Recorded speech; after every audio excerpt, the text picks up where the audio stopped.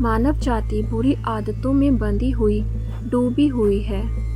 बुरी आदतों को लगातार खाना खिलाया जा रहा है, जबकि अच्छी आदतों को भूखा रखा जा रहा है। बुरी आदत वाले मेहमानों को आपके मन के सभागार में सीटें भरने की इजाज़त दे दी गई है, जबकि अच्छी आदतों को मुश्किल से ही दर्शक मिल पाते हैं और इसलिए वे निराश होकर चले जाते हैं।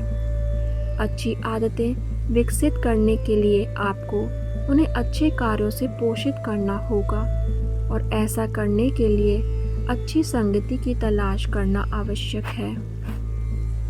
पर्यावरण बहुत महत्वपूर्ण है क्योंकि यह इच्छा शक्ति से अधिक मजबूत है।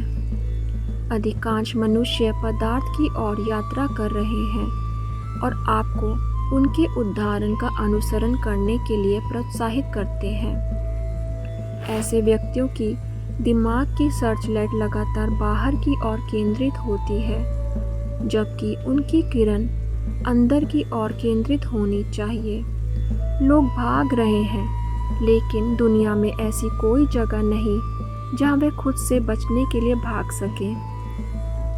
अंततः प्रत्येक को स्वयं का सामना करना होगा और इसलिए आपको संतों और ऐसे मित्रों की संगति करनी चाहिए जो आपके मन को आत्म साक्षात्कार की ओर मोड़ते हैं और बुरी आदतों के भ्रामक प्रभाव से दूर करते हैं।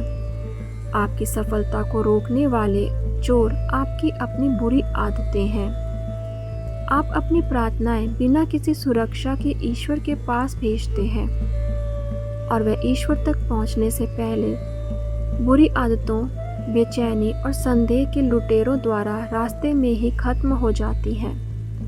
निस्संदेह ईश्वर आपकी प्रार्थनाएं सुनते हैं क्योंकि ईश्वर हर जगह है और सर्वज्ञ है, लेकिन कुछ परिस्थितियों में वह उन प्रार्थनाओं का उस तरह से उत्तर नहीं देते जैसे आपने उनसे मांगा है। ईश्वर प्राप्ति पर केवल योगियों और स्वामियों का एकाधिकार नहीं है, वे प्रत्येक प्राणी के हृदय और आत्मा में है। और जब आप अपने हृदय में गुप्त मंदिर को खोलेंगे, तब आत्मा की सर्वज्ञ अंतर्ज्ञान के साथ आप जीवन की पुस्तक पढ़ेंगे। तभी और केवल तभी आप बेहतर तरीके से ईश्वर से संपर्क कर पाएंगे और आप उसे अपने अस्तित्व के सार के रूप में महसूस करेंगे। आपके हृदय में इस भावना के बिना आपकी प्रार्थनाओं का कोई उत्तर नहीं आएगा। आपके सकारात्मक कार्य और अच्छे कर्म आपको जो पाने की अनुमति देते हैं, आप उसे आकर्षित कर सकते हैं, लेकिन ईश्वर से सचेत प्रतिक्रिया प्राप्त करने के लिए आपको पहले उसके साथ दिव्य सामंजस्य प्राप्त करना होगा। जब मैं बच्चा था, मैंने भगवान को एक पत्र लिखा था। मैं इतना छोटा था कि मुश्किल से लिख पाता था, लेकिन मुझे लगा कि मैंने उन्हें बहुत कुछ बता दिया। मैंने अपने लिए कुछ नहीं मांगा, मैंने उन्हें उनके बारे में कुछ बताने को कहा। हर दिन मैं डाकिया द्वारा मेरे पत्र का उत्तर लाने की प्रतीक्षा करता था।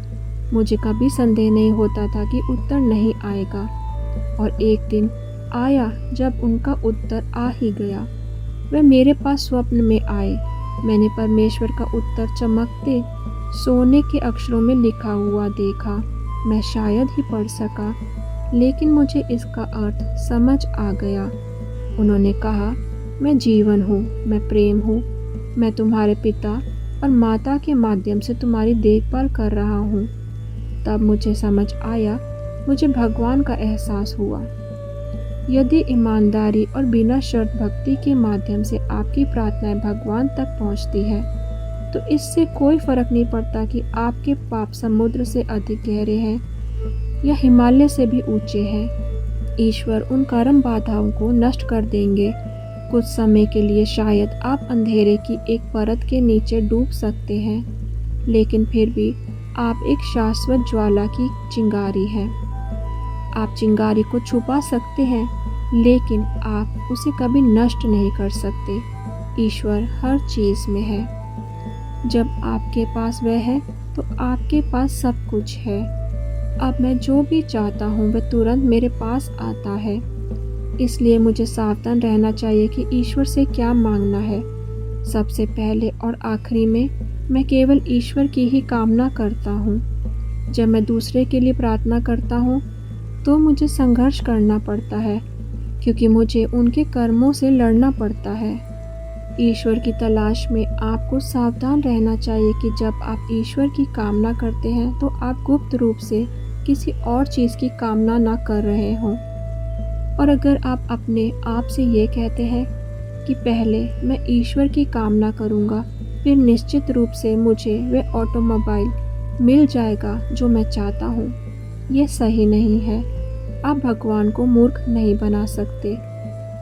हमें अपनी चेतना का ईश्वर की चेतना के साथ मिलन खोजना चाहिए। इस दुनिया की किसी भी चीज़ के लिए तब तक प्रार्थना ना करें जब तक आप ईश्वर को जानने के लिए सफलतापूर्वक प्रार्थना ना कर लें। जब तक तुम्हें ईश्वर की प्राप्ति ना हो जाए तब तक प्रार्थना करें।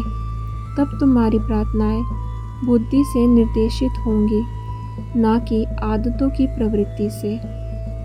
अपने आप को मूर्ख मत बनाओ। उठो और उससे कहो, मैं सभी छोटी इच्छाओं को त्याग दूंगा।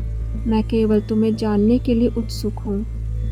बेशक आपको उन लोगों के लिए प्रार्थना करनी चाहिए जो पीड़ित हैं, लेकिन दुनिया की चीज़ों के लिए तब तक प्रार्थना न करें जब तक कि गहरे ध्यान और ईश्वर के प्रति प्रेम के माध्यम से आप उसके साथ अपनी पहचान महसूस ना कर लें। वह जानता है कि तुम्हें क्या चाहिए।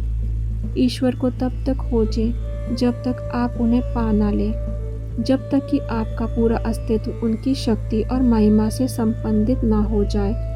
उन्हें स्वयं को आपके सामने प्रकट करने के लिए कहें। जब तक वह उत्तर ना दे दे तब तक आराम से मत बैठना। उनकी चुप्पी की जड़ता आपकी प्रार्थनाओं के निरंतर लगातार प्रहार से टूट जाएगी। आखिरकार अदृश्य भूकंप की तरह वे अचानक स्वयं को प्रकट कर देंगे और तुम उनसे कहोगे, अब मैं तुम्हारे साथ एक हूँ। आखिरकार आप सचेतन रूप से अपने स्वयं के आमने सामने होंगे। आपके मन का सभागार आपके दिव्य विचारों के पवित्र अतिथियों से खचाखच भर जाएगा।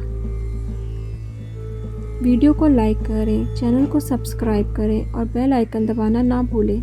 हरे कृष्णा।